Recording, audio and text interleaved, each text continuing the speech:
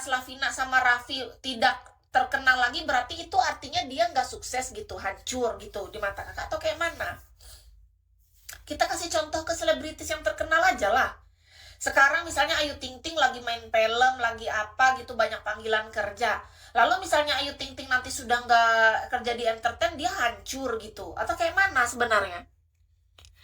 Contoh umpama nih ya kak, pas kerja bisa beli rumah, mobil. Pas pensi hancur karena nggak ada pemasukan. Oh, jadi di mata kakak, rumah sama mobil itu sebagai tanda kesuksesan seseorang. Jadi di mata kakak, orang yang punya rumah dan punya mobil itu artinya dia sukses. Standarisasi sukses menurut kakak gitu ya. Kan orang beda-beda. Berarti di mata kakak kalau orang punya rumah, punya mobil itu sukses artinya. Gitu.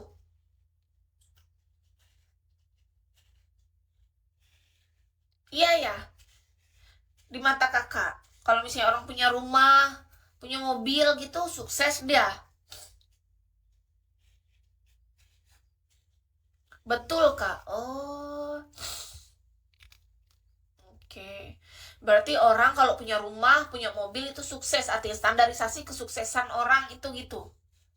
Kalau orang nggak punya rumah, nggak punya mobil, atau cuman masih punya salah satunya, berarti belum sukses gitu ya. Atau nggak punya dua-duanya malah. Lebih nggak sukses lagi itu ya. Jadi minimal kita harus punya rumah dan mobil, baru kita bisa dianggap sukses gitu ya. Itu kalau menurut kakak ya. Kan orang beda-beda nih. Ada orang yang anggap sukses harus punya tabungan 10 miliar. Kan contoh. Emang ada contoh yang lain sukses? Sukses itu dalam bentuk harta ya, di mata kakak. Soalnya jujur aja hingga detik ini, Kis tuh masih belum tahu sukses yang sesungguhnya, kecuali ya, kalau aku harapanku ada sukses diriku. Harapan Kis, suksesku adalah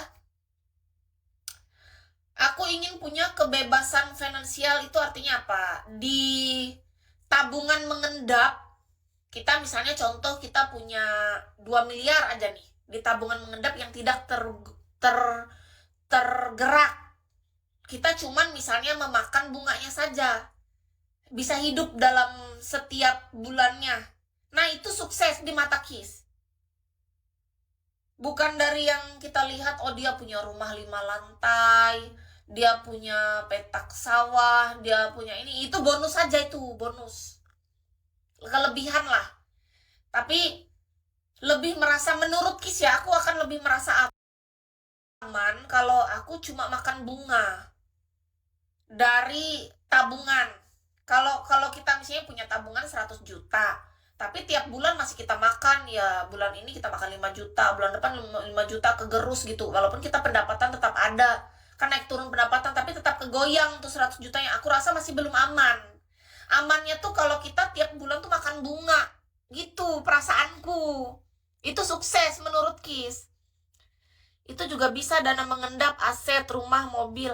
Iya, kalau aset, rumah, mobil itu kan lebihan ya, menurut Kis. Karena menurut Kis juga, ada banyak kok orang yang punya rumah, punya mobil, punya tanah, tapi dia belum tentu punya dana mengendap gitu loh kak.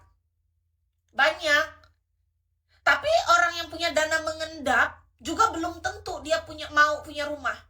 Karena Kis pernah ngobrol sama orang, dia lebih memilih dana mengendap, misalnya dia punya 10 miliar nih, contoh. Rumah dia lebih milih dia kayak ngontrak, karena dia suka pindah-pindah. Ada orang kayak gitu. Jadi kalau kita lihat dia tuh kayak gelandangan kak. Karena dia kata dia menganut prinsip nomaden. Nomaden yang orang suka pindah-pindah. Jadi kita nggak bisa mematokkan bahwa kekayaan atau kesuksesan dia dari rumah yang dia punya, mobil yang dia punya. Semenjak Kis tahu bahwa orang tuh ada yang dia lebih senang punya dana mengendap. Di dalam rekeningnya yang dia makan tuh cuman bunga aja. Iya, makanya dari situ Kis belajar. Dulu aku tuh punya pemikiran gini kak. Dalam pikiranku kalau orang punya mobil Sprott, itu sudah pasti kaya kan. Padahal kan mobil Sprott itu ya pas. Gini loh, orang yang punya mobil Sprott, kalau dia punya dana mengendap sudah pasti kaya banget. Tapi kan kita nggak pernah tahu orang yang punya dana mengendap atau enggak. Dana mengendap tuh sesuatu yang tidak terlihat. Kalau mobil Sprott, rumah lantai 5, ada kolam renang, mau terus apa gitu yang mewah-mewah, kita bisa lihat kan.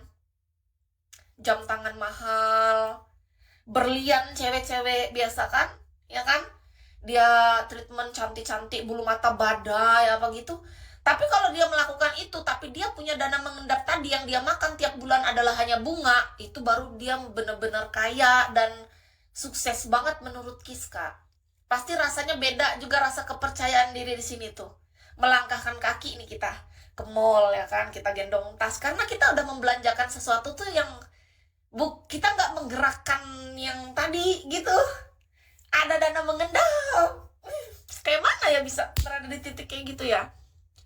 Poinnya aku maksud ini, income-nya Kak, semua itu kita dapat pas lagi kerja kan. Harus kerja berapa lama untuk mengumpulkan 2 miliar aja? Belum 10 miliar nih Kak, 2 miliar aja Kak, aku tanya. Sedangkan gaji UMR kita tuh 3 juta. Kan kecuali Kakak di Jakarta. Jakarta mungkin 5 juta. Kakak kerja 1 tahun, anggap aja 50 juta. Itu belum kalau Kakak dipotong makan, biaya kos. Mungkin Kakak nabung harus berapa lama nabung? Harus nggak makan berapa? Kak, coba dah. Anggap aja penghasilan 3 juta sebulan. 5 juta ada mentok-mentok paling banyak ya. Kalau UMR-nya Jakarta. Nah terus, nabungnya 1 juta nih. 4 juta. Atau nabungnya 2 juta. 1 juta. Kalau nabung 1 juta berarti setahun 12 juta. 2 tahun 24 juta. Mau berapa tahun kita sampai dana mengendap ya? Mungkin nggak? Mungkin. Kita coba. Apa kita coba? Nekat deh. Aduh, nggak masuk di logika aku Kak. Kayaknya nabung itu ini. Masuk nggak perhitungannya di Kakak? Kalau kok di aku kok nggak masuk ya Kak? Nabung itu Kak. Menurut Kakak itu nabung masuk ya? Kenapa di aku nggak masuk ya perhitungan? Coba lah Kakak lihat. Kakak buka usaha berapa ini kemarin masuk perhitungannya?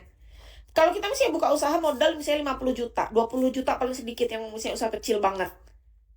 50 juta lah, 100. Masa 100 sih? Yang 20, 50 kan udah bisa kan buka usaha kecil.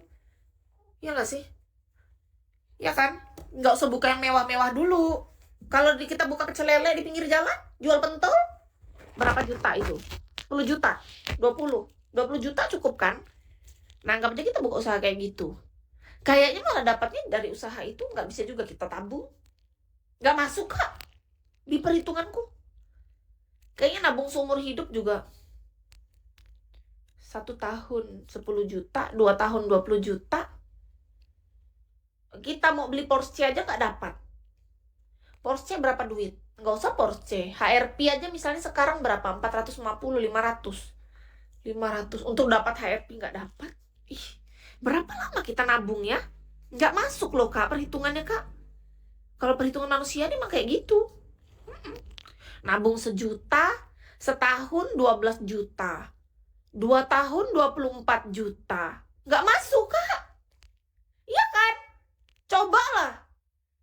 Jangankan kita mau buka usaha. Misalnya kita buka usaha otomatis kayak usaha sayur apa. Kita pasti beli mobil losbak kan. Mobil yang belakangnya tuh kebuka. Ya pastilah minimal kita beli second. Berapa duit? Ini contoh aku mau jualan buah deh. Kan bapakku petani buah. Minimal aku belinya mobil losbak second lah.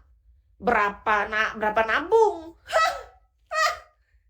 Nggak kekumpul. Bagus aku beli mie ayam aja lah sudah. Pusing duluan aku perhitungan itu nggak masuk Kak. Itu yang bikin aku malas nabung Kak. Tahu nggak? Gara-gara aku hitung-hitung nggak bisa. Nabung itu kayaknya malah membuat aku tersiksa. Lebih enak dapat duit aku makan, dapat duit aku jajan, dapat duit aku jalan, dapat duit aku shopping. Bahagia hatiku.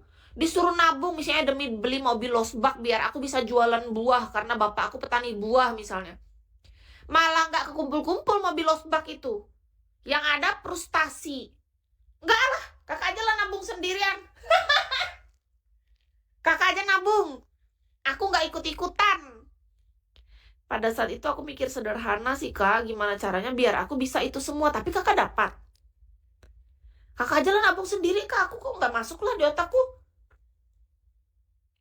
aku pernah nabung, tapi nabung di celengan ayam. Dapatnya cuma untuk beli aqua galon. Kataku, aku emang gak cocok nabung ini.